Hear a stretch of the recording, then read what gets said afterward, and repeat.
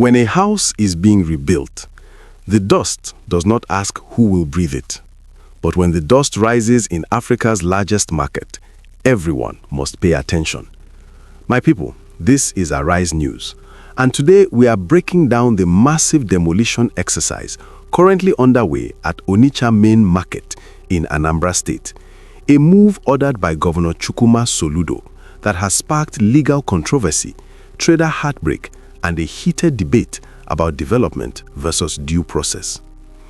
In the early hours of Sunday, March 1st, 2026, bulldozers rolled into Onitsha Main Market under tight security. Soldiers, police officers, and civil defense personnel reportedly barricaded access routes around midnight on Saturday. By 4 a.m., demolition had begun. Structures were pulled down as traders watched helplessly, some scrambling to salvage goods, others arriving to find their shops already reduced to rubble.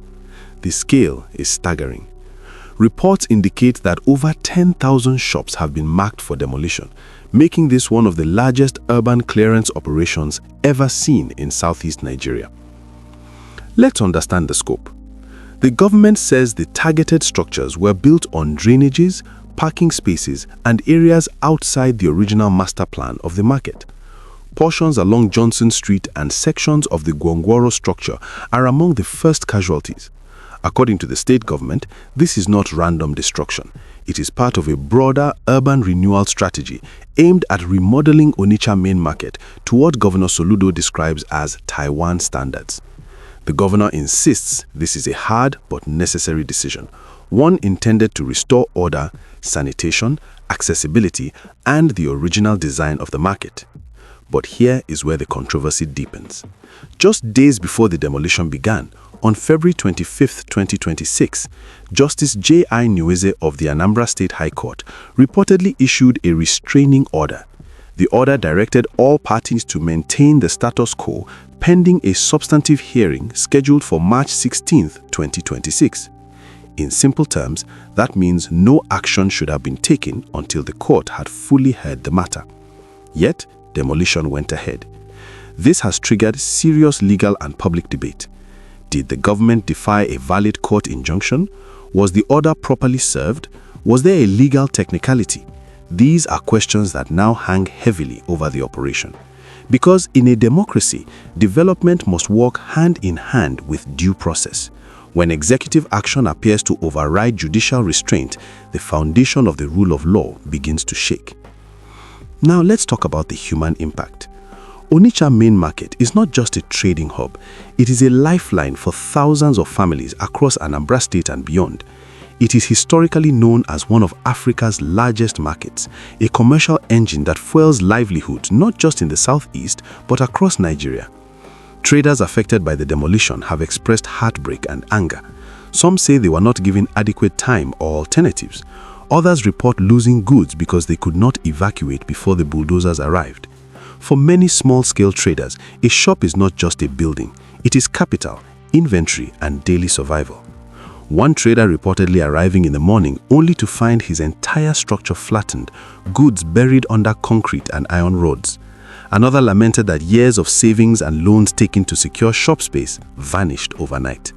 In moments like this, the emotional cost cannot be calculated in square meters alone. Yet, the government maintains that urban order must be restored.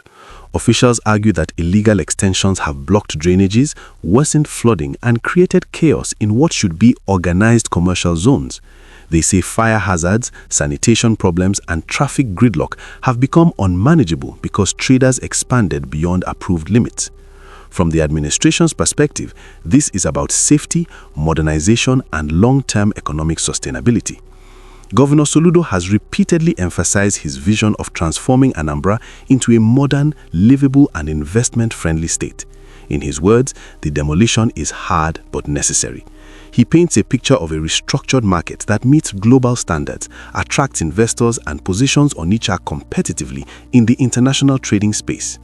But the question many are asking is this: can modernization justify immediate displacement without consensus or adequate compensation?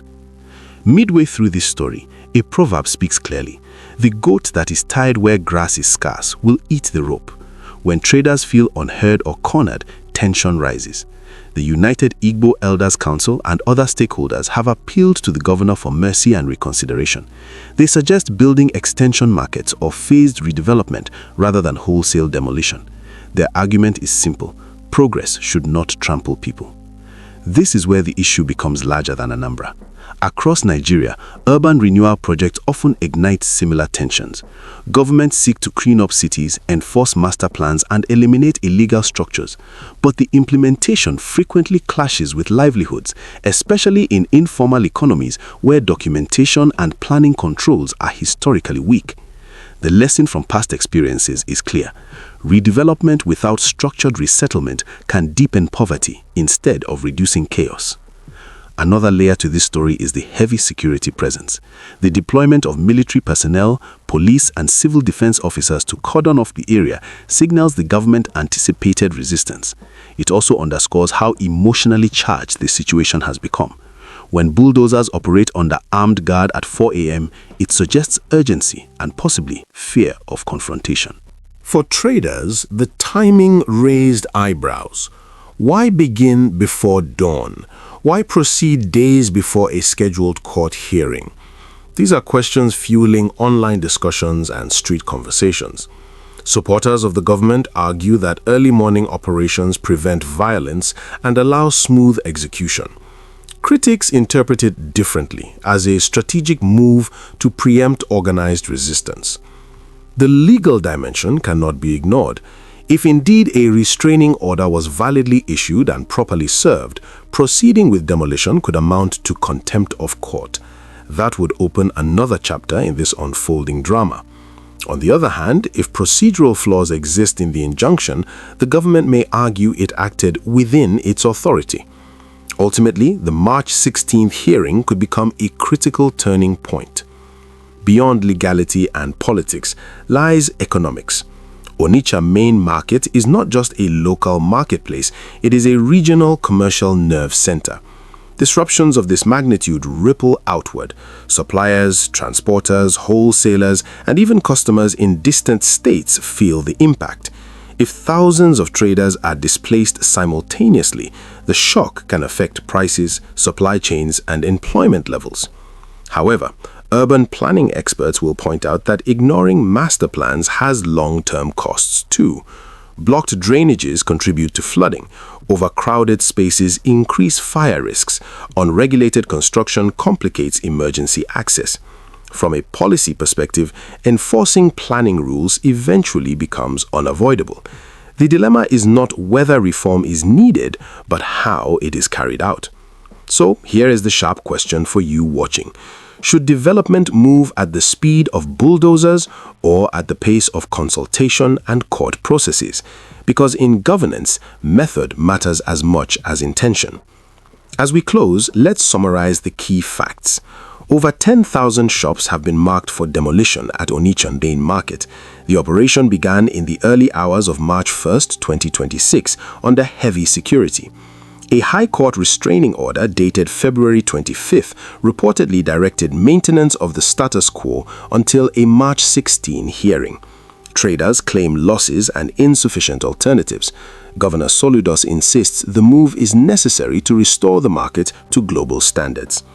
One final proverb: when you want to straighten a tree, you must not break it. Reform requires firmness, yes, but also fairness.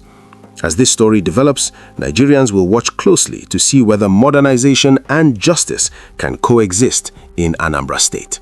This is Arise News. Stay informed, stay engaged, and keep your eyes on the developments ahead.